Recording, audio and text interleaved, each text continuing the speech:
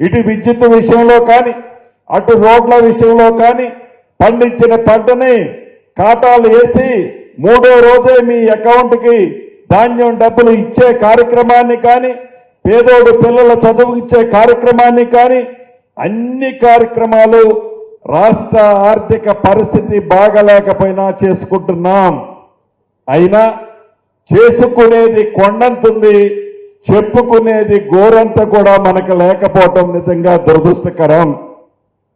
ఆనాటి పెద్దలు చేసింది గోరంత అయితే చెప్పుకునేది కొండంతుండేది.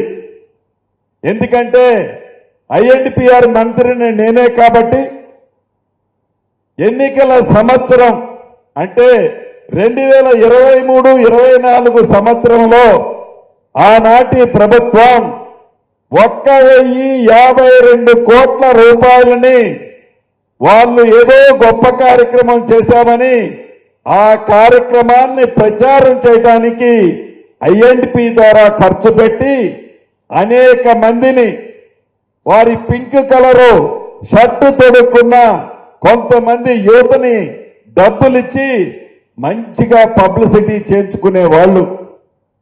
కానీ ఈనాడు మనం కొండంత పనులు చేశాం. అది కూడా 12-13 నెలల్లోనే చేశాం. 10 సంవత్సరాల్లో వాళ్ళు చేయలేని దాన్ని 10 నెలల్లో మనం చేశాం. దానికి నిదర్శనమే నిరుద్యోగ యువత.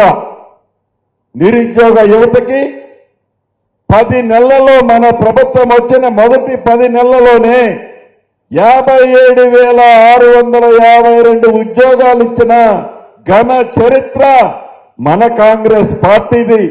వాళ్ళు 10 సంవత్సరాల్లో కూడా అన్ని ఉద్యోగాలు నిరుద్యోగ యువతకి ఇవ్వలే.